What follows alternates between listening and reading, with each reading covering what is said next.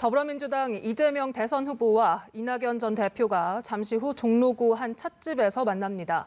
대선 경선 종료 후 딱 2주 만인데요. 국회 취재기자 연결합니다. 장보경 기자. 네, 민주당 이재명 후보와 이낙연 전 대표 잠시 후 오후 3시 종로구 안국동의 한 찻집에서 만납니다. 민주당 대선 경선이 종료된 후 두 차례 전화 통화를 한 적은 있지만 직접 만나는 건 오늘이 처음입니다. 이재명 후보와 이낙연 전 대표는 경선 종료 후에도 후보직을 중도 사퇴한 김두관, 정세균 후보의 무효표 처리 방식을 놓고 갈등을 빚어왔습니다. 하지만 지난 13일 이낙연 전 대표가 당무위 결과를 승복한다고 밝히면서 두 사람의 회동이 언제쯤 이뤄질지 주목받아 왔는데요. 앞서 전화통화에서 두 사람이 정권 재창출을 위해 서로 협의하면 좋겠다는 의견을 교환한 만큼 오늘 어떤 메시지가 나올지 주목됩니다. 오늘 회동 이후 민주당은 원팀 선대위 구성에 박차를 가할 전망입니다.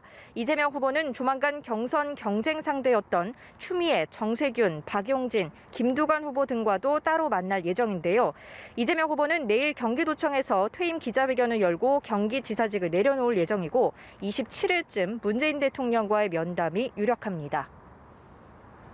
야권 상황도 알아보겠습니다. 국민의힘에선 윤석열 후보와 홍준표 후보 간 신경전이 가열되고 있다고요. 네, 홍준표 캠프는 오늘 아침 윤석열 경선 후보의 실험 망언 리스트 25건을 정리해 발표했습니다. 장모 10원 한 장 피해 준 적 없다, 부정식품 발언 등인데요.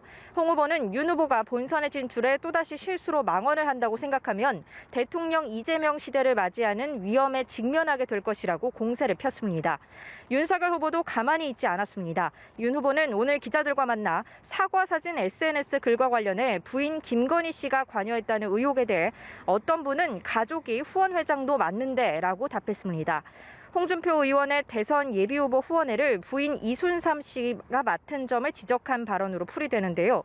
이에 홍 후보는 SNS에 소환 대기 중이어서 공식 석상에 못 나오는 부인보다는 유명인사가 아닌 부인을 후원회장으로 두는 것이 아름다운 동행이라고 맞받았습니다. 한편 제3지대에서 대선 출마를 선언한 김동연 전 부총리는 오늘 가칭 새로운 물결이란 창당 발기인 대회를 열었습니다. 이 자리에는 민주당 송영길 대표와 국민의힘 이준석 대표, 김종인 전 비상대책위원장 등이 참석했습니다. 지금까지 국회에서 전해드렸습니다.